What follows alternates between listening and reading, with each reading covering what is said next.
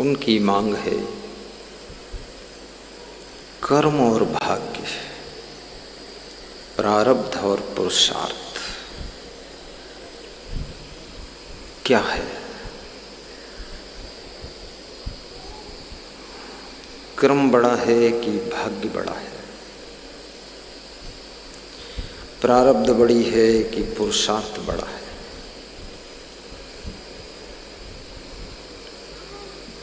और कर्म भाग्य का विवेचन करने की कृपा करें, ये पूछा है।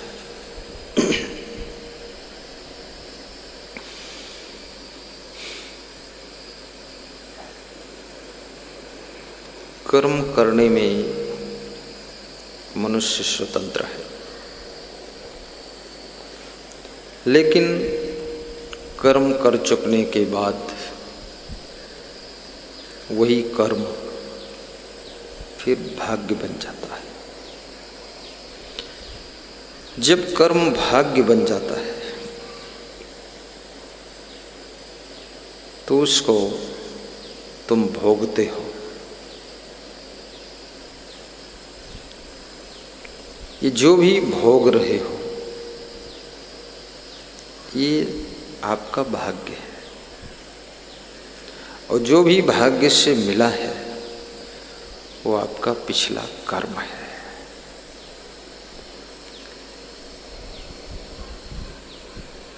आज का कर्म कल भाग्य बन जाता है, सुबह का कर्म शाम को भाग्य बनकर आ जाता है। बचपन का कर्म जवानी में भाग्य बनकर आ जाता है, और जवानी का कर्म बुढ़ापे में किस्मत बनकर आता है।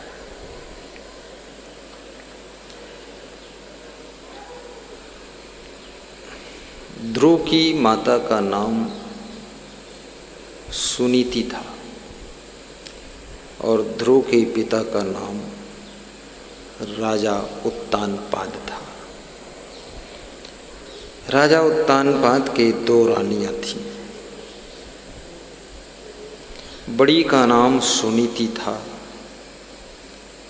जिसके पुत्र का नाम ध्रुव कुमार था।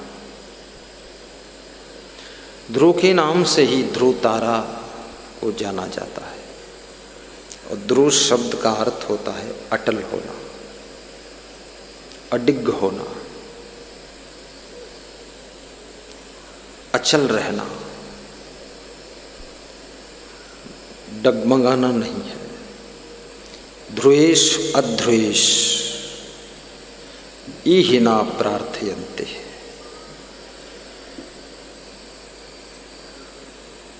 छोटी रानी का नाम सुरुचि था, और उसके पुत्र का नाम उत्तम कुमार था। 2 रानियां थीं, दोनों के एक एक पुत्र था। राजा उत्तानपाद के 2 पुत्र थे। राजा उत्तानपाद की नगरी मध्य प्रदेश में है। डिस्ट्रिक्ट मुरैना, श्योपुर कला, प्रेमसर गांव के पास में एक ऊतनवाड़ नाम का गांव है। ऊतनवाड़, उत्तानपाद के नाम से ऊतनवाड़ गांव है। वहाँ राजा उत्तानपाद का किला है, अभी भी है। उस गांव में मैं सत्संग कर चुका हूँ। बाबूलाल मीणा, राजेंद्र मीणा ने सत्संग करवाया था। तो ध्रुव के किले के पास में ही प्रवचन किया था मैंने। 2 रानियां हैं, लेकिन 2 रानियां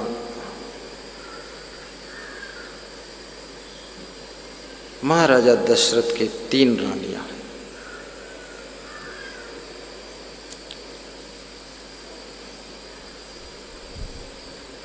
और कहते हैं भगवान श्री कृष्ण के 16,108 रानी थे। भगवान के बराबर आज तक कोई नहीं पहुंचा, हजारों में पहुंचा दिया है। 16,108 ऐसा लिखा हुआ है। राजा उत्तानपाद का मन छोटी रानी से ज्यादा जुड़ गया। बड़ी रानी से लगाव धीरे धीरे कम हो गया। बड़ी रानी का मन दुखी रहने लगा।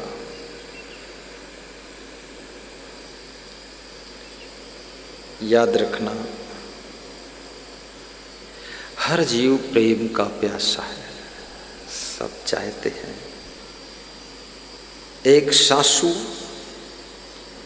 3 बहुएं, 6 बहुएं, और वे सभी बहुएं सासू से बराबर प्रेम चाहती है।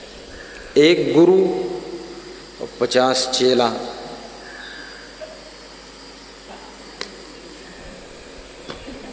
ये सब चेला गुरु से बहुत प्रेम चाहते हैं, प्रेम के प्यासे रहते हैं, और कुछ नहीं चाहिए, प्रेम चाहिए। अनुशासन चाहिए, ज्ञान चाहिए।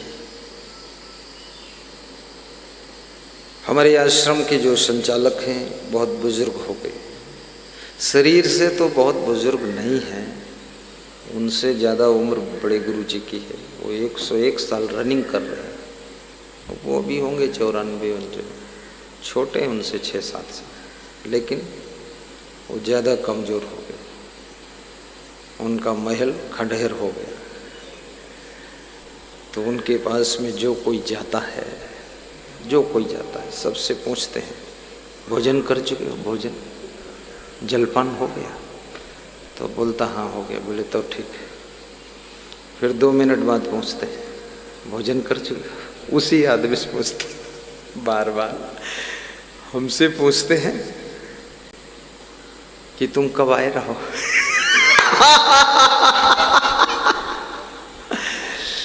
और फिर हमसे कहते हैं, हमका ये सब संत बहुत धोखा दें। तो हम किनका धोखा? कहीं तुम आयो हमका बतेबे नहीं करते, नहीं तुम जहाँ रहो हम चल के मिल लेते तुमका। हमरे साथ बहुत धोखा होगा। कब आए रहो तुम? तो हमने कहा हमको 2 महीना हो गए। कहीं तो ठीक है। फिर 2 मिनट बाद पूछिन हमसे कि कब आए रहो? संत लोग हमसे धोखा देने, हमका बताई नहीं तुम आई हो। तो हम कहें 5 बार पूछ चुके हो, अब ना पूछो। कहें ठीक है। फिर वही बात पूछ रहा। वो ज़्यादा कमज़ोर हो गए, माइंड भी कमज़ोर हो गया।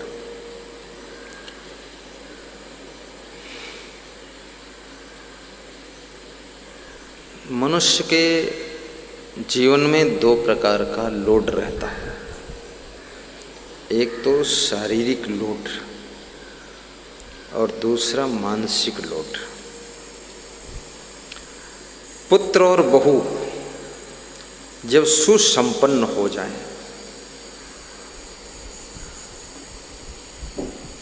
शिष्य सुसंपन्न हो जाए, परिवार के सदस्य मजबूती से लोड लेने लग जाए, तो आपका शारीरिक लोड कम हो जाता है। बहू बर्तन धो देती है, झाड़ू लगा देती है, कपड़े धो देती है, भोजन बना देती है, सामान सेटिंग कर देती है, लेकिन आसपास के देखने वाले कहते हैं कि अब तुम सुखी हो गई, बेटा सब काम कर रहा है, बहू सब काम कर रही है, अब तुम सास ससुर बन गए, माँ बाप बन गए। लोग कहने लगे भाई तुम्हारी तो 5 उंगली घी में है, 5 उंगली घी में है तो 6ठी उंगली बची ही नहीं, पूरा हाथ ही घी में घुस गया। अब ये है, लेकिन शारीरिक फिजिकल वर्क, फिजिकल लोड स्थूल भार कम हो गया, परंतु मानसिक लोड है। तुम खाट पर लेटे लेटे भी अपने मन में लोड लिए रहते हो। ये मानसिक लोड असली लोड है, और ये लोड जिसके ऊपर बढ़ता जा रहा है उसकी नींद घटती चली जाएगी, और यही लोड ओवरलोड होकर के उसके मन में चिंता को जन्म दे देगी, टेंशन को जन्म दे देगी। इसलिए याद रखना, अपने मानसिक को, अपने मन को भी इन सब चीजों से खींचकर बाहर निकालना सीख लो। जैसे धान में से चावल खींचकर निकाल लेता, जब तक धान में से चावल निकल नहीं जाता है तब तक धान के ऊपर मूसलों की कुटाई चलती रहती है। जब तक तुम भी चावल की तरह निकल नहीं जाओगे, मन को खींच नहीं पाओगे, तब तक तुम्हारी भी कुटाई चलती रहेगी। इसलिए कुटने से बचना है तो जरा अपने को खींचकर बाहर करना सीखो। पर ये बात मैं कह सकता हूँ, पर आपको खींच नहीं सकता, तुम खुद खींचोगे। इसलिए आप देखते होंगे कि 40 साल के बाद प्रायः नर नारी सब बदसूरत होने लग जाते हैं, उनकी सुंदरता कम होने लग जाती है, न जाने कैसा चेहरा हो जाता है। हाय हाय हाय हाय। लोग कहते हैं इतना बड़ा परिवार है, लड़के सब संभाल रहे हैं, बहुएं सब संभाल चुकी हैं, अब तुमको क्या चिंता है? तो मुस्कुरा के कह देते हाँ हमका कोई चिंता नहीं है, लेकिन कहीं न कहीं लोड है, गुप्त लोड है, गुप्त चिंता है। ये गुप्तेश्वर महादेव है, ये सब गुप्त ही लिए हैं अपने ऊपर। परंतु कहते हैं जो विवेकवान लोग होते हैं वह लोग सभी जिम्मेदारियों को संभालते हुए, अपने हाथों से काम करते हुए, सेटिंग मैनेजमेंट अरेंजमेंट करते हुए भी अपने मन को इस लोड से बाहर खींचते हैं और निश्चिंत भी रहते हैं, प्रसन्न भी रहते हैं, खुश भी रहते हैं। और जितना अधिक तुम निश्चिंत रहोगे उतना अधिक तुम्हारी बुद्धि का स्मरण बढ़ेगा, तुम्हारी सुंदरता बढ़ेगी, बहुत देर में तुम बूढ़े हो पाओगे।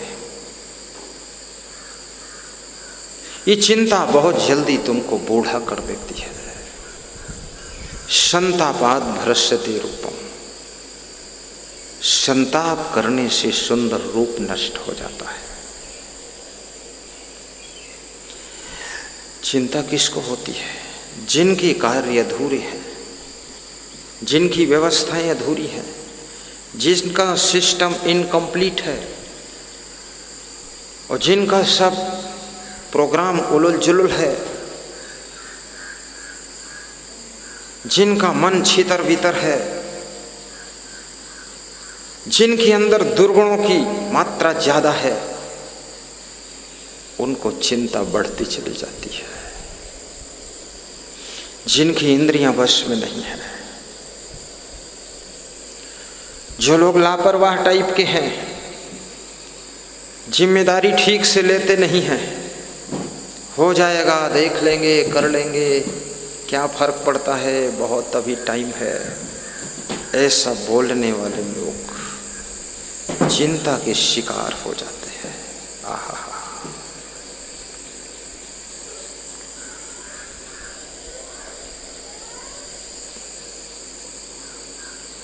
साहिब बंद, पाकिस्तान की सूचना है, अंदर रख दिया, कराची की।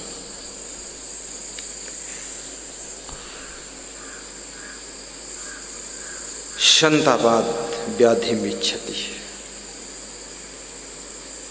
संताप करने से शरीर में बहुत बीमारी आती है और शरीर में एक बार बीमारी प्रवेश हो जाए हजारों प्रयास करोगे तब मुश्किल से वो बाहर निकलेगी।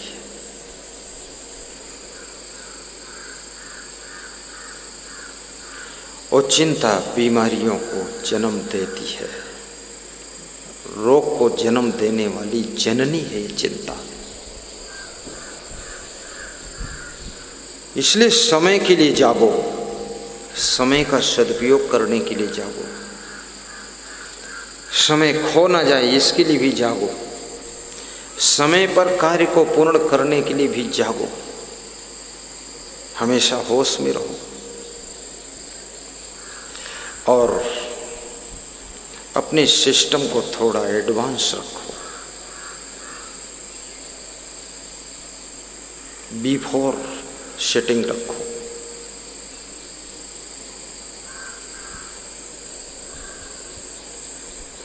राजा उत्तानपाद कर्म और भाग्य की बात बता रहा हूं। उत्तानपाद छोटी रानी का कहना मानते हैं। कहना मानना बुरा नहीं, लेकिन कोई कहता है तो उस पर थोड़ा विचार भी करो। कोई आपसे गलत कराना चाहता है, थोड़ा मना भी करो। छोटी रानी ने कहा कि बड़ी रानी को महल से बाहर निकालो। निकाल दिया। बोले झोपड़ी डाल दो बाहर। झोपड़ी डाल दिया। बोले शेर भर अन्न रोज दे दो, उसी में गुजारा करें, और इनके लड़के को भी बाहर कर दो। ध्रुव और ध्रुव की मां सुनीति झोपड़ी में रह रहे हैं। पास में महल है, देखते हैं। ध्रुव बालक है, 5 वर्ष की उम्र है। बालक को क्या पता, लेकिन है पता। कुछ बालक कम उम्र में ही बहुत जागृत हो जाते हैं, और कुछ लोग ऐसे हैं जो बुढ़ापे में भी बालक बने रहते हैं। कोई अनुभव नहीं, कोई तजुर्बा नहीं, कोई अंदाज नहीं। बूढ़े तो हो गए मगर आदत के बने निशान। बुढ़ापा आ गया, बस झुमझुम का गिरा ले, ज्ञान गा रहे, बुद्धि विवेक कुछ नहीं।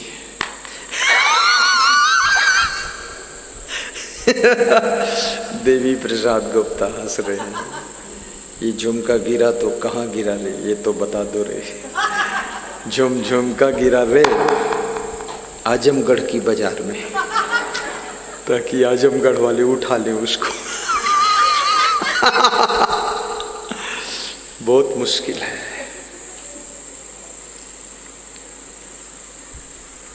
प्रारब्ध और पुरुषार्थ, कर्म और भाग्य। ध्रुव एक दिन खेलते खेलते महल में चले गए। राजा उत्तानपाद बैठे हुए हैं सिंहासन पर। ध्रुव पिता की गोद में बैठ गए। बालक भेद नहीं रखता है, किसी की गोद में भी बैठ सकता है। इसलिए कहते हैं बालक में साक्षात प्रकट ब्रह्म होता है, क्योंकि जो भेद मुक्त है वो खेद मुक्त है, जो खेद मुक्त है वो वेद से युक्त है, वेद युक्त है तो समझ लेना कि वो बालक ब्रह्म रूप हो। इसलिए बालक को सभी प्रेम कर देते हैं।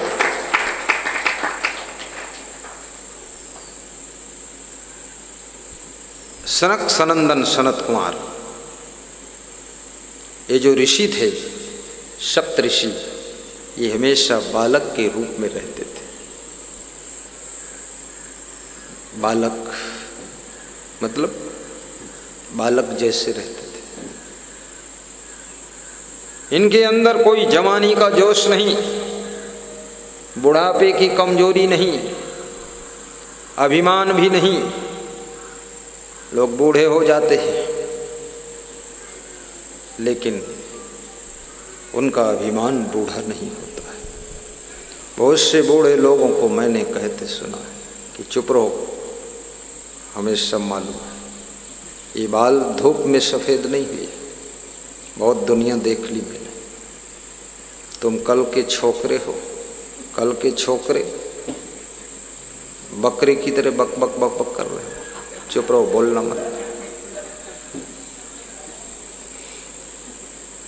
वो जो छोकरा है मन में सोचता है कि हो सकता है पापा जी बीमारी से बाल सफेद हो गए हों आपके। बाल सफेद होने से अनुभव का दूर तक कहीं रिश्ता नहीं।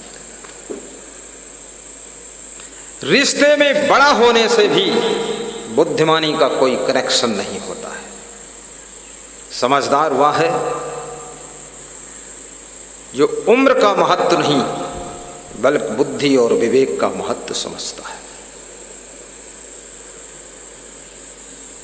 मैं बुढ़ानपुर गया था, यहाँ कपड़े की आवश्यकता थी।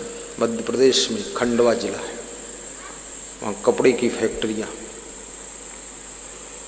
तो यहाँ संतों का मेला था, 1000 महात्मा आने थे, उनको कपड़ा देना था। गुरु का आदेश हुआ कि तुम कपड़ा लाओ। उस समय प्रवचन हम कम करते थे, लेकिन करते थे थोड़ा थोड़ा। तो मैंने सोचा फैक्ट्री से लाऊं तो सही मिल जाएगा। सीधे फैक्ट्री गया जुगाड़ बना के। वहाँ एक बालक मेरी ही उम्र का था, रोहित पोद्दार, वो मिल गया। फैक्ट्री का मालिक था। मैं उतरा, उससे बात किया, बोला आइए संत जी। तो मेरा हंसने का स्वभाव ही था। हमने कहा आपसे मिल करके कपड़ा का लफड़ा खत्म हो गया। हंसी वाली बात किया मैंने। तो मुड़ के देखा, ऐसे हंसा, बोले आ जाओ अंदर। वो छोटा गेट था, तो हमने सोचा लगता है ये भी कंगाल मिला है। छोटा गेट, अंदर गया तो बहुत बड़ा सेंटर कपड़े का, हजारों लोग काम कर रहे हैं। बोले कितना चाहिए कपड़ा?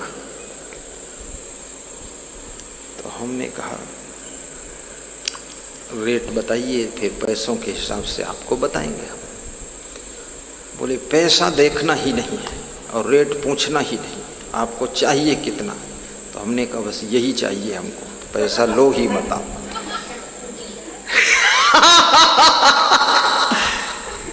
5000 मीटर कपड़ा दिया, 5000 मीटर। बोले ले कैसे जाओगे? हमने कहा आप ट्रेन से भिजवा देना। बोले और चाहिए? हमने कहा जो भी और हो कुछ ऐसा तो उसको भी बंधवा देना। बंधवाया। तो हमने कहा पैसे जोड़ो, फ्री में थोड़े मिल जाएगा। बोले मैंने कह दिया था ना, पैसे की बात ही नहीं, रेट की बात नहीं, जो प्रसाद में देना हो दे दो, मत दो, चलो हटाओ काम खत्म, बस दर्शन देना। बोले ट्रेन कब है आपकी? हमने कहा कल सुबह। बोले मैं स्टेशन आता, ट्रेन लेट हो गई। 2 घंटे वो मेरे साथ बैठा, मैं और वो दोनों सत्संग करते रहे। तो उसने चुपके से मुझसे कहा मेरा भी साधु बनने का मन है। हमने कहा बस हो गया काम। ये भी मेरी तरह दूसरे के यहाँ कपड़ा ढूंढत घूमी। अरे तू मालिक बन सेठ जी, तो कपड़ा देता रहेगा। इतना कपड़ा भेजा, थोड़े जो पैसे थे हमने दिला दिया, पूरे साधुओं को बट गया। फिर भी बहुत कपड़ा बचा, माला माल हो गया। मैंने क्यों सुनाया ये? छोटा सा बालक, उसकी उम्र 23 साल थी उस समय। उसके पिता हैं, दादा हैं, दादी है, सब घर के बड़ी बड़ी उम्र वाले हैं, बुद्धिमान हैं, लेकिन नहीं, 23 उम्र का बालक सबसे अधिक बुद्धिमान था, समझदार था। उसके हाथ में बागडोर फैक्ट्री की दी गई। आज उसने उस फैक्ट्री को कई मंजिल ऊंचा और लेटेस्ट मॉडल की बनाकर खड़ा कर दिया है। इसलिए अपना अहंकार छोड़ो, अभिमान छोड़ो, और जो तुम्हारे घर में बुद्धिमान हो, समझदार हो, ईमानदार हो, उसके हाथ में कमान सौंपी। परंतु ये मन मरते दम तक किसी को मौका नहीं देना चाहता है। बड़ा जल्लाद है मन, जंजाली जियरा, छोड़ना ही नहीं चाहता है। बहुत सुख मिलेगा, सुख पाना है, अपने अधिकारों को बांटना पड़ेगा, नवयुवक बच्चों के ऊपर लोड देना पड़ेगा। और जो व्यक्ति इस दुनिया के अंदर बिना लोड के रहता है, उसके मन में और शरीर में बहुत सारी बीमारियां पैदा होती हैं। उसका मन भी बिगड़ता है, खराब होता है, और शरीर में भी गड़बड़ी आ जाती है। इसलिए जिम्मेदारियों का लोड लेना चाहिए। बेटी जब ससुराल में पहुंचे, फटाफट लोड लीजिए। खाली ट्रैक्टर चलाओ, वो भी गर्म हो जाता है। फिर बहुत ऊपर से पानी डालो, आगे से छिड़को। बाल्टी भर लोगों को मैंने रेडिएटर में पानी झोंकते देखा। हमने कहा यूँ का करता, कहीं खड़े खड़े चल तो गरमाई गवा। और जब वही ट्रैक्टर ट्राली खींचता है, वही ट्रैक्टर हैरो खींचता है, तो चलता है, हवा लगती है, फिर कोई गरम वरम नहीं होता है। ऐसे तुम भी लोड लो। लेकिन जो चालाक स्वभाव के लोग होते ना, कोई जिम्मेदारी नहीं लेना चाहते, लोड नहीं लेना चाहते, पूरा दांव काट जाते। बोले बूढ़ी सासू को रगड़े रहो, बूढ़े बाप को रगड़ के चटनी बना दो, अपन तो मटरू लाल बनकर घूमते रहो, मटरू टमाटरू। ऐसा नहीं है। गुरु का भी लोड ले लो। ये हमारे साथ में जो संत बैठे हैं, ये सब लोड में, ये सब लोड है। ये कोई बिना लोड, मैं बिना लोड के रखता ही नहीं। हमारे पास 2 दिन कोई भगत रह जाए, उस पर लोड डाल देता हूँ तुरंत। लोड में डालना बहुत अच्छी तरह जानता है। इसलिए जो चतुर भगत है, सुबह आता शाम निकल जाता है, जानता है कल रहोगे लोड डाल देंगे। हाँ, एक ट्राली पीछे जोड़ देता हूँ, खींचो, हिंदुस्तान ट्रैक्टर ले जाओ खींच के। लोड। और जिसके पास में लोड रहेगा, जिम्मेदारी रहेगी, वो स्वस्थ रहेगा। इसलिए मारते दम तक कुछ न कुछ जिम्मेदारी रखो। ज्यादा है जिम्मेदारियां तो उनको बांटो भी। जैसे हमारे गुरु जी, उनकी जिम्मेदारी दर्शन देने की है। दर्शन, अब मैं ड्यूटी नहीं लगाया हूँ, लेकिन मैं तरकीब से उनसे काम लेता हूँ। मैं उनको बंदगी करता हूँ, हाथ जोड़ता हूँ और कहता हूँ गुरु जी आपने बहुत मेहनत किया, सुबह से आप दर्शन दे रहे हैं। तो कहते हैं ईमा कौन मेहनत है? हम कहते हाँ बस यही चाहिए, जुटे रहो तुम। हाँ, वो जुटे रहते, हम ऊपर अपना पढ़ते रहते, आराम भी कर लेते। जब हम प्रवचन शुरू करते तो वो आराम करते हैं और समझते हैं कि अब दूसरा ट्रैक्टर आ गया, नया ट्रैक्टर जुट गया, अब अपन ट्रैक्टर रेस्ट दे। हम दोनों सलाह करके काम कर लेते हैं। देखो सो रहे हैं लेटे आराम से।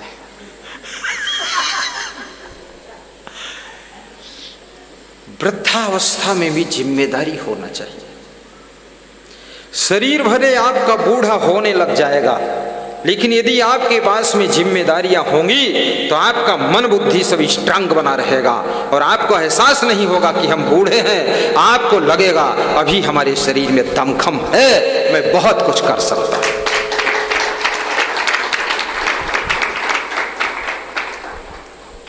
इसलिए घर में बहुएं आ जाएं, बेटे जवान हो जाएं, तो भी पूरा काम मत छोड़िए, कुछ कुछ करते रहिए, थोड़ा जिम्मेदारी रखिए, नहीं तुम डोकरी हो जाओगी। राजस्थान में कहावत है, डोकरी और डोकरा। यहाँ कहते हैं बूढ़ो वो बुढ़िया, उत्तर प्रदेश में बूढ़ो वो बुढ़िया।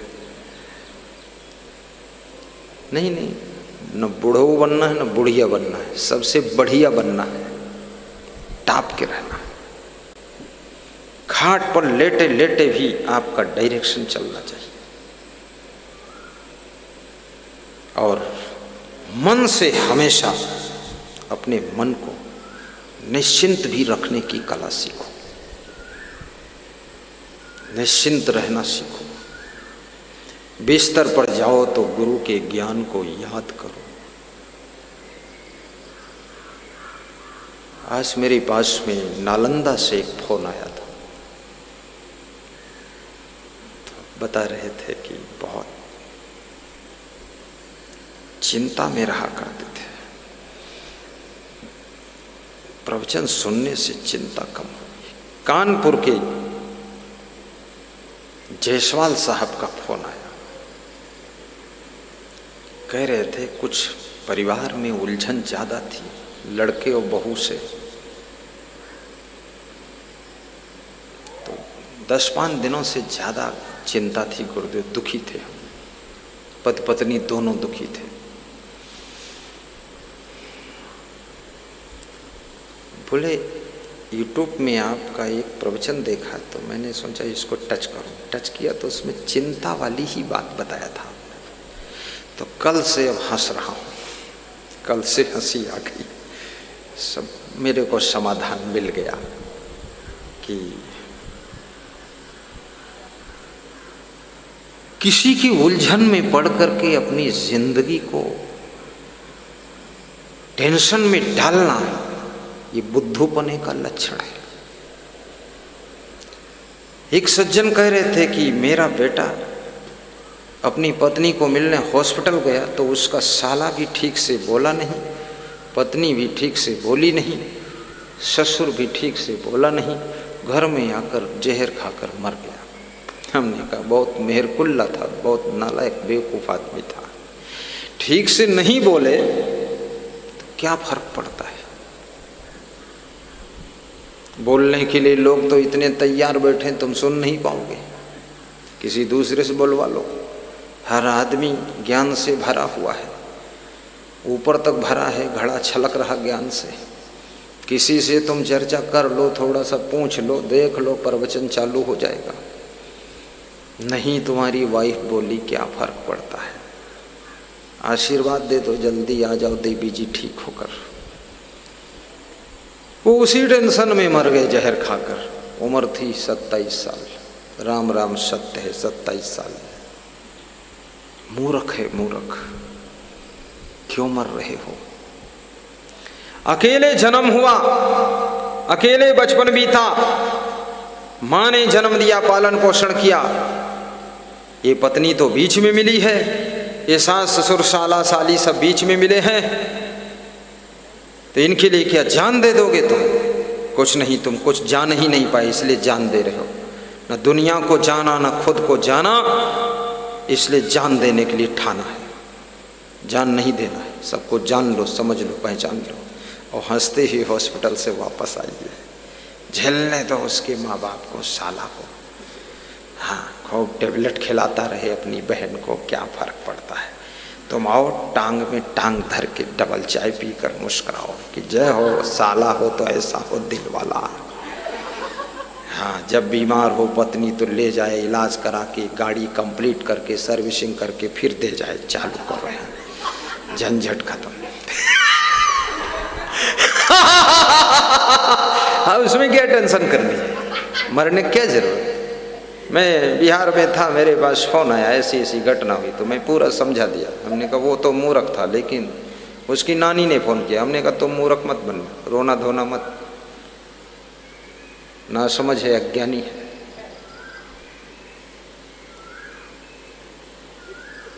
ऐसे फालतू लोग मर रहे, चिंता नहीं। अपनी जिंदगी को खुद के बल पर जी नहीं सकते, ढोंगी कहीं का। हाँ, ये तो संसार में सब लोग मिलते हैं, बिछुड़ते हैं, मिलन बिछुड़न का संसार है। ठीक है, जितना जो प्रेम करता उसी में संतुष्ट रहो, ज्यादा कल्पना क्यों कर रहे हो?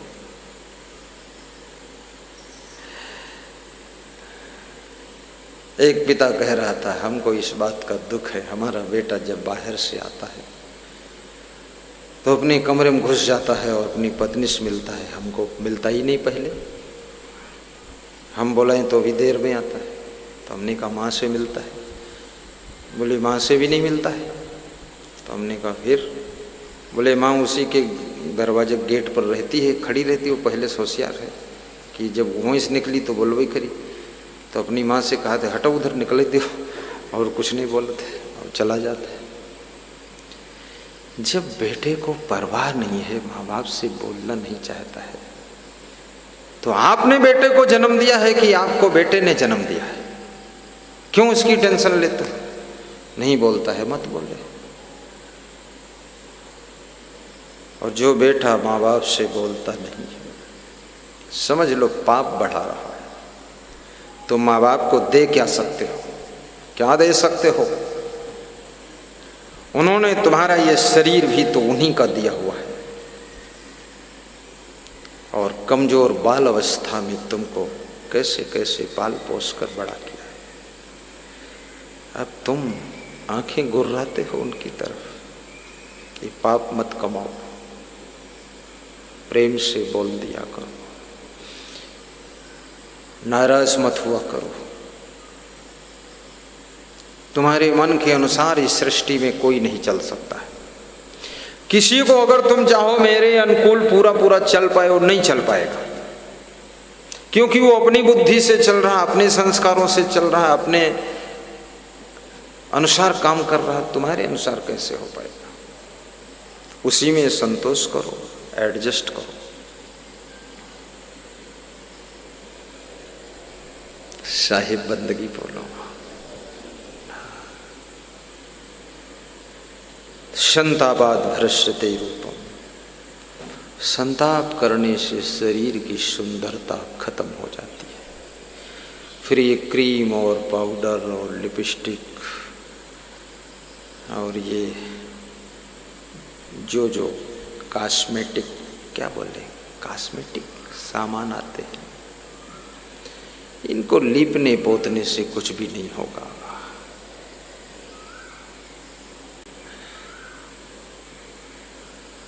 पुरुष को कहीं जाना हो तो 5 मिनट में रेडी हो जाता है, लेकिन महिला को कहीं जाना हो आधा घंटे भी लग जाता है। कितनी महिलाओं को तो 1 घंटा भी लग जाता है। चित्रकूट में सत्संग था, छत पे मैं परिक्रमा कर रहा था, तो 3-4 लड़कियां और 2-3 महिलाएं दूसरे घर में आंगन में बाल बाल सेटिंग कर रहे थे सत्संग में जाने के लिए। 1 घंटे से जुटे थे वो लोग, शुरू से ही एडवांस। जानते ही इस प्रोग्राम में टाइम तो लगेगा ही।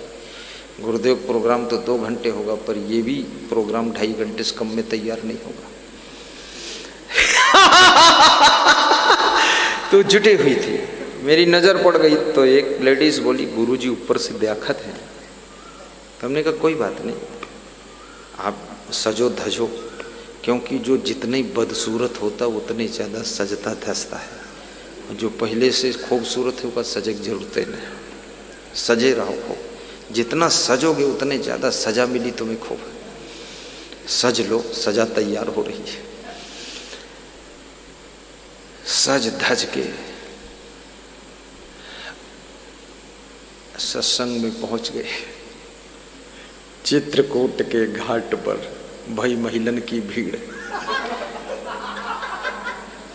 खोपड़ी के बार गोलगप्पा बने। गुरुदेव सोचें किसकी फूटी है तकदीर।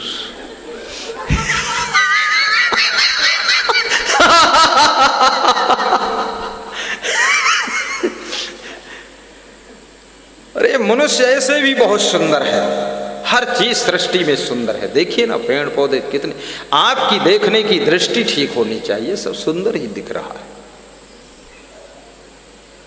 बच्चे भी सुंदर हैं, पुरुष भी सुंदर है, साधु भी सुंदर है, पेड़ पौधे भी सुंदर है। ये गाड़ी भी बहुत सुंदर है, ब्रेजा गाड़ी नवल की खड़ी है, क्या सुंदर है। एक स्विफ्ट खड़ी है, एक और आल्टो खड़ी है।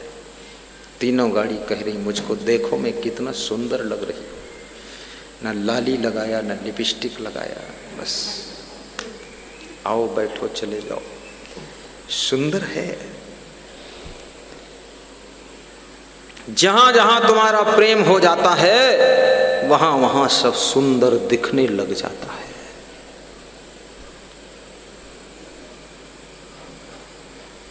भारत के प्रधानमंत्री नरेंद्र मोदी को अपनी बूढ़ी माँ भी बहुत सुंदर दिखाई देती है। क्या बात है। वो बूढ़ी माँ जब ये प्रधानमंत्री पद से जीतते हैं ना चुनाव, तो उसके पास जाते हैं तो वो इनको लड्डू खिला देती है। तो ये खुशी से खा लेते हैं कि माँ बचपन में दूध पिलाया तो प्रधानमंत्री बन गया, अब लड्डू खिला दे माँ। ये लड्डू खाते। अब उसकी भी उम्र 100 साल हो गई। हंसते ये भी बहुत कम है क्योंकि इनके ऊपर बहुत लोड है। राजनीति में ज्यादा ही लोड रहता है। हमसे बहुत लोगों ने कहा कि बाबा आप भी आ जाओ राजनीति में। हमने कहा बहुत सुखी हूँ, स्वर्ग में हूँ। कोई नेता और कोई आदमी शायद ही हमसे ज़्यादा सुखी हो। बड़ी मटर गश्ती में हूँ, आनंद में हूँ। ये नरक हम कैसे घुसी, हिम्मत नहीं पड़ती। नरक ही है, न सोने का टाइम न खाने का टाइम पूरा। लेकिन मैं कहूँगा आपसे, आपकी जो बूढ़ी माँ है, बूढ़ी सासू है, बूढ़े पिताजी है, उनमें आपको सुंदरता दिखनी चाहिए कि मेरी माँ। शरीर नहीं, उनका स्वभाव देखो, उनके प्रेम को देखो तुम। महाराजा दशरथ वृद्ध हो चुके हैं, कान के पके हुए बालों को देख करके एक दिन रोने लग जाते। सुमंत ने पूछा, महाराजा आप क्यों रो रहे हैं? बोले कान के बाल पक गए, आज शीशा में देखा। बोले तो क्या फर्क पड़ता है, कान तो नहीं पका, केवल बाल पके कान के। अरे बोले बूढ़ा हो गया। तो बोले कोई बात नहीं, मन तो जवान ही है। बोले ये बात नहीं है, अभी तक कोई बच्चे भी नहीं जन्म लिए, 3 रानी है, कोई पुत्र जन्मा नहीं। गृहस्थ आश्रम में पुत्र पुत्री का जन्म ना हो और संत आश्रम में कोई शिष्य का जन्म ना हो तो संत आश्रम का भविष्य अंधकार में है और गृहस्थ आश्रम का फ्यूचर पूरा अंधकार में है, डीप में है। इसलिए गृहस्थ के आंगन में, हाँ बोलो राजेश्वरी जय बोलो, फिर से बोलो, तुम्हारा हो जाए, तुम्हारा भी अध्याय है एक उत्तरकांड, बोलो जय जय। इस उम्र में भी जवान है, हाँ इतने सब जवान बैठे हैं, जय नहीं बोल पाए, उसने उठकर बोल दिया। जय बोलना बहुत कठिन है, बहुत ताकत लगानी पड़ेगी, तब शायद तुम होश में आ जाओ। तुम समझते हो मैं होश में हूं, नहीं, तुम सब बेहोश बैठे हो। एक तो धड़पड़ सत्संग सुनाता हूं बोलकर गदर कर देता हूं, तब तुम गड़बड़ा के जय बोल देते हो। 12 के भक्त श्री राम लखन जी कह रहे थे, गुरुदेव जब स्पीड से सुनाते हो पूरा जोर से तब मजा आ जाता। तो हमने कहा तुमको मजा आ जाता, हमारी तो जान हिल जाती, इतनी ताकत और डोज लग जाती ऊर्जा मेरी। बोले तो खा लिया करो काजू वाजू थोड़ा। बोले तो हमने कहा काजू खाएं तो मोटापा बहुत बढ़ता है। तो बोले तो घी पी लो। तो हमने कहा उससे चर्बी बढ़ती है। तो बोले तो पानी पी लो। तो हमने कहा बीच में लोग का लग जाएगा। तो बोले जो मन हो सो कर लो, लेकिन सुनाओ जरा ताकत से।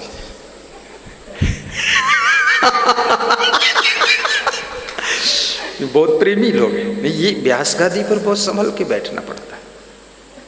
अभी वो माता जी हमारे लिए उपमा लाई है। कल एक माता जी श्रीमती उषा देवी इटली लाई थी। खड़ी हो जाओ उषा देवी, कुछ नाम हो जाए तो एक दिन फिर लाओगी। ये नवल की माँ इटली, पूरा कटोर दान भर के। तो मैं खाया 2 इडली 3, फिर देखा संतों को भी मिल सकती, भिजवाया, संत लोग भी खाए। पता नहीं उनको कटोर दान मिला कि नहीं मिला, मिल गया था। हाँ, संत लोग इडली और कटोर दान सब खत्म। बेटी तो आज वो माता जी लाई उपमा, बड़ा हल्का होता उपमा, डाइजेशन होने में। चिकित्सा विज्ञान के अनुसार गुरु को खिलाना चाहिए ताकि गुरु बीमार भी ना हो, गुरु के आंतों पर लोट न पड़े। गुरु बहुत कोमल होता है। दुनिया में गुरु बहुत कोमल होता है और फूल बहुत कोमल होता है और बहू बहुत कोमल होती है। ये तीन को बहुत संभाल के रखना चाहिए, गुरु और बहू और फूल। इनको ज़्यादा दबा दोगे तो फूल भी कुचल जाएगा, और गुरु को भी ज़्यादा तुम मिर्च मसाला और चटपटा और खूब घोरी खटाई और लीटर भर पिया दो तो ये उसी दिन इनकी हालत खराब हो जाए। एक दिन कोई संत करेला बनाया, मेरे पास लाया, मैं खा लिया। तो मैं अपने भंडारी को बोला, पेट भरा लग रहा है? तो बोले गुरुदेव जो खाया पेट में गया है तो भरेगा। तो हमने कहा मेरा पेट कभी भरा नहीं लगता है, भरा क्यों है? तो हमने याद किया, हमने कहा वो करेला कुछ अलग ढंग से बनाया है, तेल ज़्यादा डाला इसलिए भरा है। मेरा पेट भरा कभी नहीं रहता है, हल्का बस, पेट निकलने भी नहीं देता। कितने लोगों ने तो पेट की परवाह छोड़ दी कि चाहे जितना निकलो, मेरा पेट इंडिया गेट, हाँ, इंडिया गेट से बड़ा थोड़े हो जाएगा, आखिर इंडिया में ही तो हूँ। लेकिन पेट निकलने मत दो, पेट की फिक्र करो। पेट निकलने का अर्थ है कि पूरी बॉडी आपकी अनफिटनेस हो गई, बदसूरत हो गई, बिल्कुल सीधा रहना चाहिए, निकलने ना पाए। अब कैसे नहीं निकलेगा, ये अपने घर में बैठ के सोचना। जिनका नहीं निकला है वो ज़्यादा सोचे, और जिनका निकल ही गया है तो अब अंदर जाना तो कठिन है। अब उसी पेट की पूजा करते रहो कि जय हो।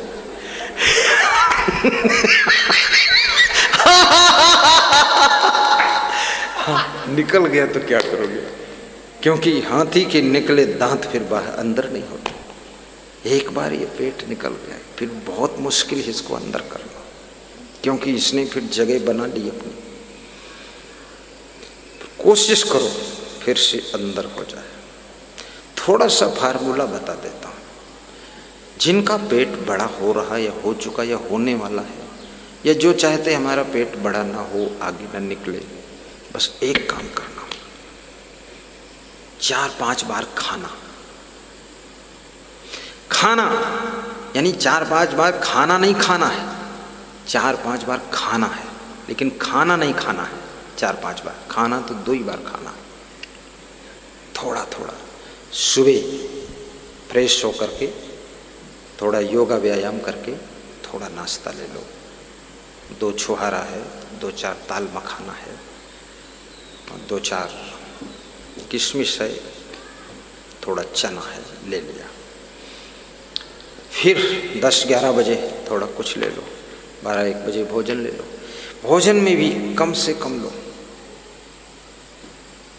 पेट भरने के लिए कभी मत खाओ, जीने के लिए खाओ, ऊर्जा बनी रहे बस इतना खाओ। अभी गुजरात के लोग शरीर के प्रति काफी चैतन्य हो चुके हैं। गुजरात में भयंकर रोग है, हार्ट अटैक, डायबिटीज। ये 2 बीमारियां गुजरात की धरोहर है। बहुत बीमार है वहाँ लोग। जिसको देखो उसको डायबिटीज है, और जिसको देखो उसको हार्ट अटैक, जिसको देखो उसको घुटना दर्द। लेकिन गुजरात के लोग मज़ेदार है, दाल में भी शक्कर डाल देते हैं, ऐसा खट मिठा चटपटा बनाते हैं। गुजराती भोजन कर लो ना तो यूपी में लौट कर नहीं आओगे, वहीं रहोगे। तो तुम सोचते होगे आप तो बहुत कर चुके, फिर क्यों लौट के आते हो? मैं तो तुम्हारे कारण लौट के आ जाता हूँ।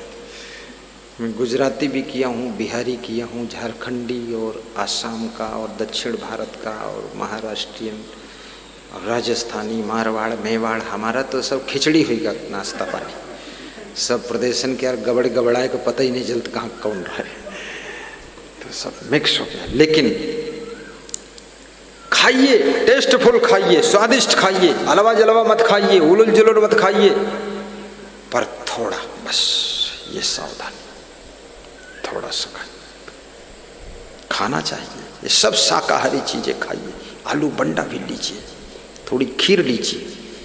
आज शाम को पनीर की सब्जी बन रही है, स्पेशल सब्जी, खाना जरूर खाना, चूकना नहीं। लेकिन बस कितना खाना है ये मैं नहीं बता सकता, इसकी मात्रा मेरे पास नहीं।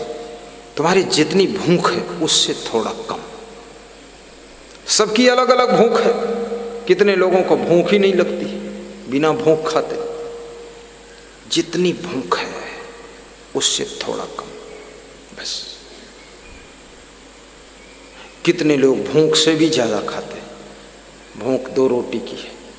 हमारा वो संत रोटी बनाता है, महात्मा जी, वो बोल रहा था, ये देखो खड़ा हो गया, बड़ा प्यारा संत है, बस छोटी सी बनाता है, इतनी बड़ी रोटी। उसने समझ लिया गुरु मेरा क्या खाना चाहता है, बैठ जाओ। तो मैं 2 रोटी उसमें की खाता था। तो ये बोला जितनी मेरी 1 रोटी होती है, उस 1 रोटी की लोई को आधा करता हूँ और आधे को फिर आधा करता हूँ। उस चौथाई लोई में से 5 रोटी बनाता हूँ, उसमें से आप 2 खाते हैं, कभी 3 खाते हैं। तो मैंने कहा तुम कितनी खाते हो? बोले मैं अपने साइज की रोटी करीब करीब 4 खा लेता हूँ। तो मैंने कहा तो मेरे साइज की तो 80 हो गई। बोले इससे कम तो नहीं। 80, देखो 80 वाले। इसमें बहुत सारे लोग उस तरह की 150 भी खा जाएंगे, हाँ, लेकिन उसका रिजल्ट है बुद्धि कम हो जाती है। फिर दोहा बोलोगे भूल जाओगे, बोलोगे प्रथम भगति भैंसिन कर संगार। हाँ, अब तुमको भूल जाएगा संतन कर, तुम भैंसिन बोलते हो। और दूजे दाल भात खा लेंगा, भैंसोई को बचो पाई, भूल गई। तो ये भूलने लग जाओगे फिर, स्मरण शक्ति स्मरण शक्ति कम हो जाएगी। थोड़ा सा कम खाओगे तो स्मरण शक्ति कम नहीं होगा, और बिल्कुल कम खाओगे, बिल्कुल कम खाओगे तो तुम कुछ भी करने योग्य नहीं रह जाओगे। बिल्कुल कम मत खाइए, और बिल्कुल नहीं खाओगे तो कल तुम ही कम हो जाओगे, लाश हो जाओगे। इसलिए ऐसा नहीं, बिल्कुल छोड़ना नहीं, और मेरी बराबरी भी नहीं करना, क्योंकि मेरा मेंटल वर्क फिजिकल वर्क नहीं। तुम्हारे पास फिजिकल एंड मेंटल वर्क दोनों वर्क, इसलिए तुमको थोड़ा ज़्यादा लेना पड़ेगा। जो ट्रैक्टर दिन भर चलता है वो 100 लीटर भी तेल खा सकता है, और जो ट्रैक्टर खाली स्टार्ट हुआ गेट पर से हो 2 कदम पर बिरवक नीचे फिर खड़ा है तो 100 ग्राम तेल में हो जी। तो हमारा ट्रैक्टर ऐसे है, वहाँ से स्टार्ट हुआ 100 ग्राम हम काम चलते। हमारी बराबरी तुम मत करो, तुम थोड़ा खाना भी पड़ेगा लेकिन कम। पेट की मोटर में खाने की सवारी कम भरो। आहा, पेट की मोटर में खाने की सवारी कम भरो। फेल हो जाएगी ओवर लोड हो जाने के बाद, फेल हो जाएगी ओवर लोड हो जाने के बाद। बैठिए भंडारी साहब, बिराजिए, बैठ जाइए। हमारे पीछे भंडारी साहब है, देख लो आप उधर पीछे मुड़ के, वहाँ खड़े हैं, पीछे बैठे। ये हमारे गुरु भाई हैं, बड़े गुरु भाई जिसको बोलते हैं। लेकिन हमारी बहुत मदद किया है। जब हम साधु बने तो इसमें साधु में तो अपनी गठरी लाद कर स्वयं चलना पड़ता था। ये तो अब व्यवस्था हो गई, पहले तो बस। तो ये मेरा सामान भी ले लेते थे, दया करके जान जाते थे कि बुद्धि तो है इनके पास, लेकिन ज्यादा सामान ढो ही न पाइए, समझ जाते थे। तो सामान ले लेते थे, भोजन बना देते थे, और मैं बाकी सब मैं कार्य करता रहता था। लेटर लिखना, भक्तों को बात करना, आगे प्रोग्राम सेट करना, गुरु जी के पास रहना। पर वो जो है मेरा सामान भी ले लेते थे, गुरु जी का भी अपना भी, तो बड़ी गठरी हो जाती थी। लेकिन हंसते हंसते चलते थे। तो मैंने उनसे कहा एक दिन कि आप गाड़ी में बैठ करके थोड़ा सा घूम के आ जाओ। आपने मुझे अपने कंधे पर बिठाया, तो कंधे पर तो नहीं, लेकिन मैं गाड़ी में बिठाकर आपको घुमा दूंगा। मुस्कुरा दिए, बोले ठीक है। बहुत कम ऐसे होते हैं जो गुरु भाई बड़े हों और अपने छोटे गुरु भाई का ख्याल करें। मेरा ख्याल यहाँ सब लोगों ने किया है। यहाँ संत श्री अमान साहब जी, उन्होंने भी, ये है नियम साहब इनका नाम, स्क्रीन पे फोटो आ गया, दिख रहा है। तब ये भी नौजवान थे, अब मैं तो खैर तब भी ऐसे था। पता नहीं क्या हमारा शरीर जल्दी बूढ़ हो ही नहीं पावा। हाँ, कोशिश तो किया, उम्र ने किया कोशिश की इनका बूढ़ऊ बनाई, पर कुछ सेटिंग बैठी नहीं, वैसे वैसे रहा। हाँ, अभी भी फर्राटे से मैं चलता हूँ, फर्राटे से फर्राटा बिता देता हूँ। बिहार में जाता हूँ, हाँ पैदल गांव में शोभा यात्रा होती, 2-3 किलोमीटर स्पीड से चलता हूँ। सब लोग मेरे पीछे भागते रहते हैं, सब पछड़ जाते हैं, सब लहड़म पहड़म कर देता हूँ, सट से निकल जाओ। तो बोलते हैं आप गाड़ी में बैठ लो, ठीक है, तुम्हारी पीछे न चल बिली। हाँ, तो हमने कहा टाइम नहीं पास करना है। ये गुरु का आशीर्वाद है, भक्तों की शुभकामनाएं हैं, करोड़ों भक्तों की। इसलिए ज्यादा लोगों की शुभकामनाएं मिल जाए ना, तो आपका शरीर भी बहुत अच्छा रहेगा, आपका मन भी ठीक रहेगा। तो 10 मिनट हर रोज टहले, शाम को खाने के बाद 10 मिनट, लेकिन दोपहर में खाने के बाद टहलना चाहिए, 10 मिनट आराम करना चाहिए। दोनों में डिफरेंस है। और जुमंदान सेहत याद रखें उसूल। वाह वाह। आरज़ूमंदान सेहत याद रखें ये उसूल, 10 मिनट हर रोज टहले, शाम को खाने के बाद। कभी भूखे मत सोइए, 10 मिनट हर रोज। सुबह भी भूखे मत रहिए, दोपहर में भूखे मत रहिए। भूखे रहने से ऐसी बीमारी पैदा होती है जिसका इलाज किसी डॉक्टर के पास नहीं। इसलिए निवेदन करूंगा, कुछ थोड़ा खा लीजिए। बाबा ध्यान देना, फट से खाया तो। चिकित्सा वैज्ञानिकों ने रिसर्च किया है कि आपके बॉडी के अंदर हर घंटे में 60 ग्राम लिक्विड बनता है, रस, केमिकल, भोजन को पचाने के लिए। 1440 ग्राम 24 घंटे में बनता है।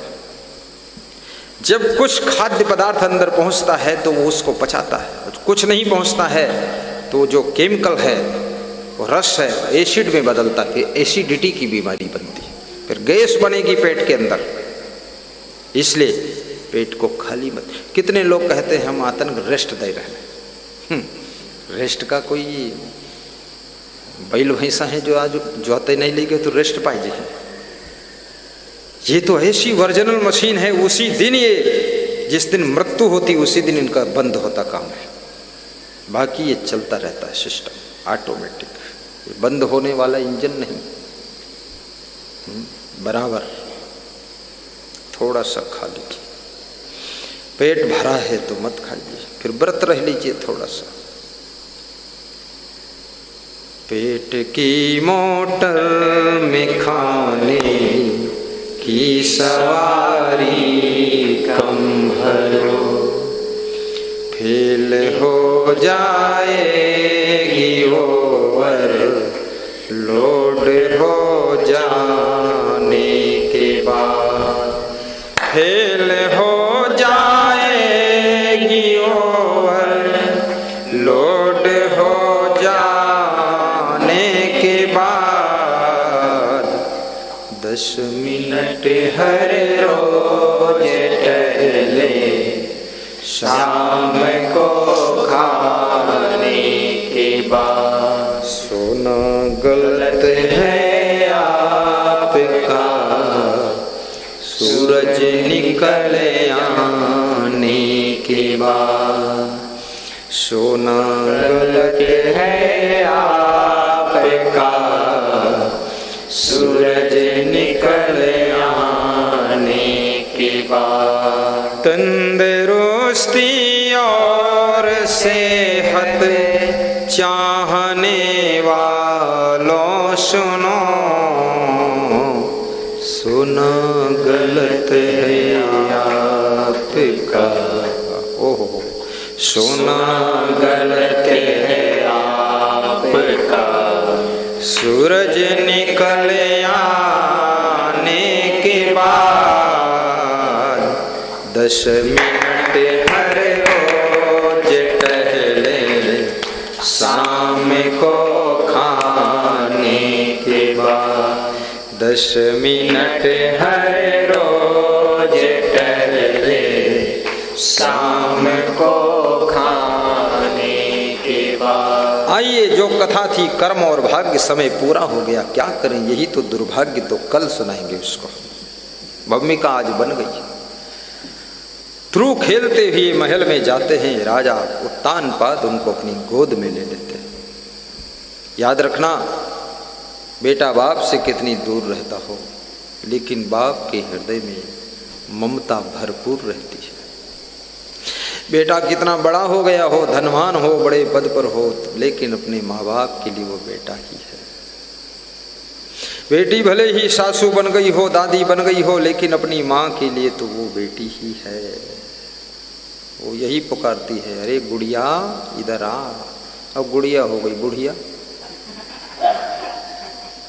लेकिन फिर भी वो गुड़िया ही कहती है। और क्या माँ बाप की करुणा होती है, दादा दादी की अपने बेटे। मैं आज के 25 वर्ष पहले लगभग माचलपुर में सत्संग कर रहा था, इंदौर और धार के बीच में। तो हमारा भक्त बोला कि राजा बाबू आने वाले हैं। तो मैं सोचा कोई वही होगा पड़ोस के राज किले का राजा। तुमने कहा कौन राजा? बोले मेरा लड़का राजा बाबू है। अपने बच्चे को राजा कहते थे। कितने लोग अपनी बेटी को रानी कहते हैं। भाव है कि मेरा बेटा राजा बने, मेरी बेटी रानी बने। श्रद्धा है उनकी, प्रेम है। और ध्रुव को गोद में लेकर प्रेम कर रहे हैं राजा उत्तानपाद। उसी समय छोटी रानी का आना होता है। ध्रुव को गोद में बैठा हुआ देख करके छोटी रानी को क्रोध आ जाता है। उसके अंदर बड़ी ईर्ष्या थी। ध्रुव का हाथ पकड़कर झकझोर कर गोद से खींचकर नीचे उतार दिया और ध्रुव को थोड़ा धक्का मार करके राजमहल से बाहर कर दिया कि चलो चलो यहाँ मत आना, शेर भर अन्न मिलता वो भी बंद करवा दूंगी, समझ लेना। बैठन को नृप गोद में लिखा होत तो कर्म, तो सुनीति के गर्भ से काहिक लेत्यु जन्म। राजा की गोद में बैठने को यदि तेरे भाग्य में लिखा था तो बड़ी रानी सुनीत के गर्भ से तेरा जन्म क्यों हुआ? मेरे पेट से पैदा होता तब तुझे राजा की गोद मिलती। ऐस जबरदस्ती बैठता है, निकल उतर बाहर। उतार दिया। ध्रुव बालक है, रोता हुआ जा रहा है। राजा उत्तानपाद कुछ बोलते नहीं। गया, माँ रोता हुआ देखती है, माँ पुचकारती है। माँ कभी नहीं चाहती मेरा बच्चा रोए, चाहती हमेशा हंसता रहे। मेरा बेटा नाराज हो कभी नहीं चाहती। माँ सोचती है खुश रहे बेटा। इसलिए बच्चे सब ध्यान दे करके सुने। बड़े हो जाओ, उम्र ज़्यादा हो जाए तो भी माँ के सामने, पिता के सामने, दादा दादी के सामने हंसते रहो, मुस्कुराते रहो, खुश रहो। गुरु चाहता हमारा शिष्य खुश रहे, प्रसन्न रहे। इसलिए शिष्यों को भी अंदाज रखना चाहिए, तजुर्बा रखना चाहिए। गुरु की ओर देखो, थोड़ा खुश होकर मुस्कुरा कर देखो। गुरु की ओर देखते हैं, कितने लोग ऐसे शिष्य हैं, ऐसा मुंह ऐंठ कर देखते हैं बिल्कुल सणसी जैसा। गुरु भी सोचता है किस दुख में डूबा है चेला। दुख हो कुछ नहीं, मूर्खता है, मुंह ऐठे की आदत है और कोई दुख थोड़े। कितने बेटे बहू जब अपने माँ बाप सास ससुर को देखते हैं ऐसा गाल फलावत है, लगत है छोट ढोल आई है कहूँ से नहीं। गल फलवा बाबा। अरे खुश हो जाइए। तुम क्या दे सकते हो अपने माँ बाप को, दादा दादी को, सास ससुर को? उनको अपनी खुशियां दे दो, मुस्कान दे दो, प्रसन्नता दे दो। तुम्हारी खुशियों से वे सदैव खुश रहेंगे। यही उनको चाहिए और क्या चाहिए। बाकी तो उन्होंने तुमको जन्म दिया, जवान कर दिया, सब कुछ दे दिया, धन दौलत भी दिया। अब उनको तुम क्या खुशियां नहीं दे सकते हो? ये फ्री में खुशियां पैदा होती हैं। मुस्कुरा कर उनकी ओर देख लिया करो, इसी से उनका मन गदगद हो जाएगा।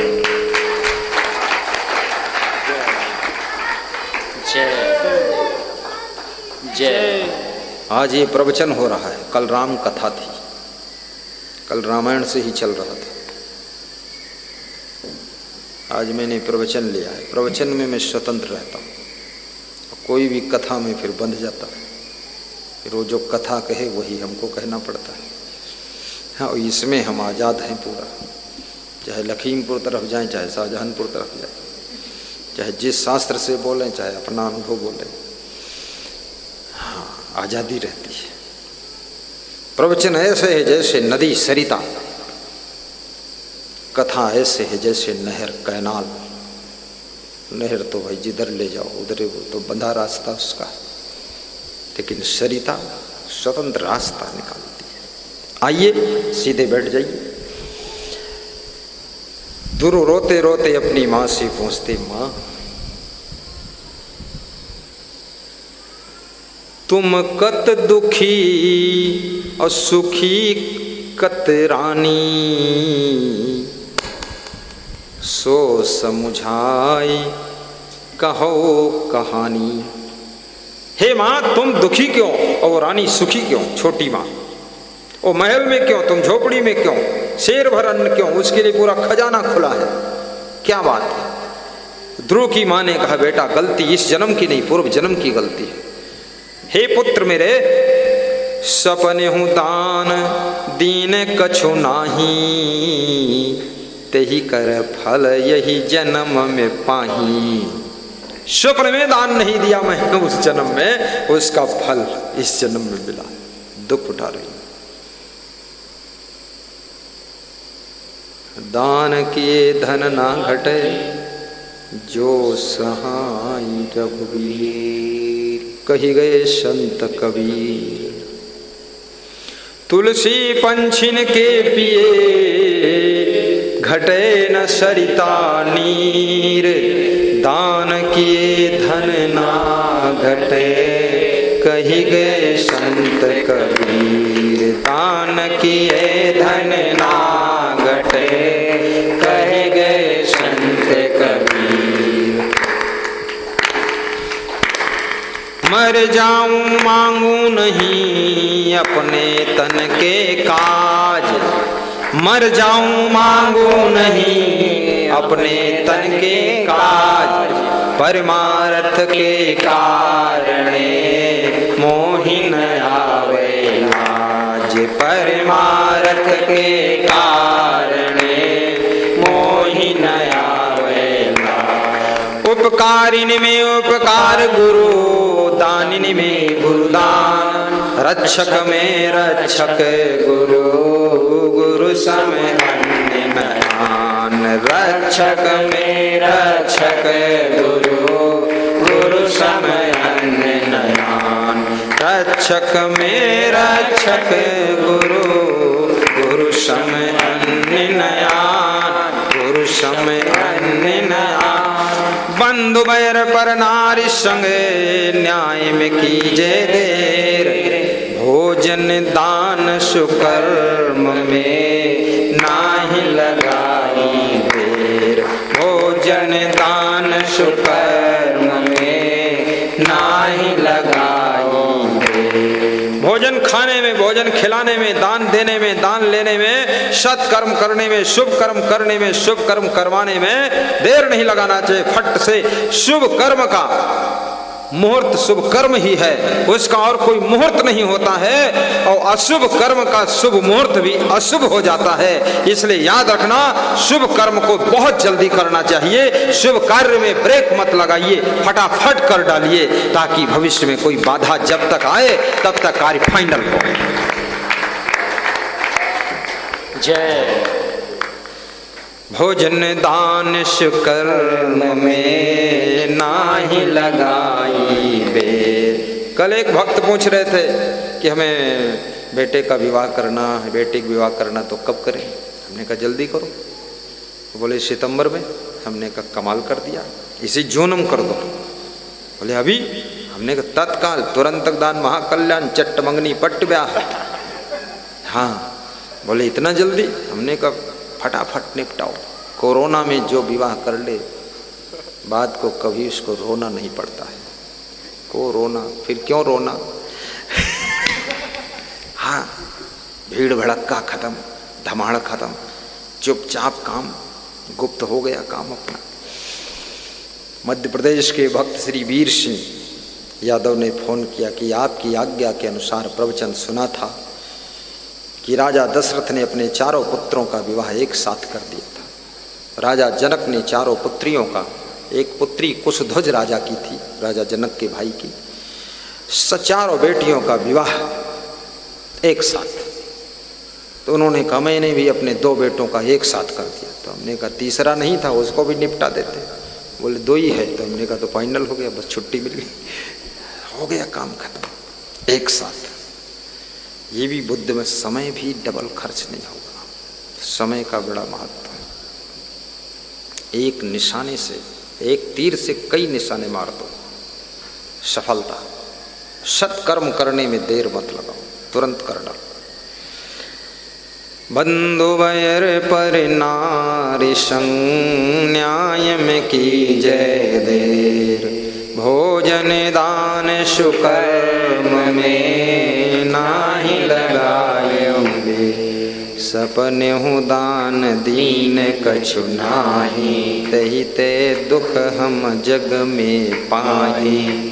हे बेटे, मैंने स्वप्न में दान पुण्य नहीं किया, सत्कर्म नहीं किया, भक्ति नहीं किया, इसलिए इस जन्म में दुख मिल रहा है।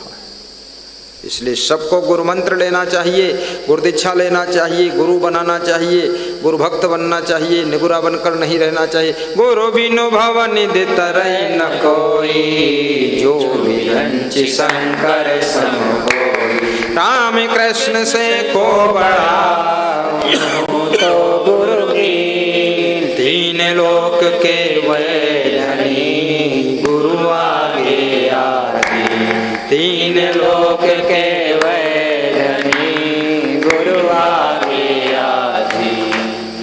बोलिए सद्गुरु भगवान की जय। कर्म बड़ा है, भाग्य बड़ा नहीं।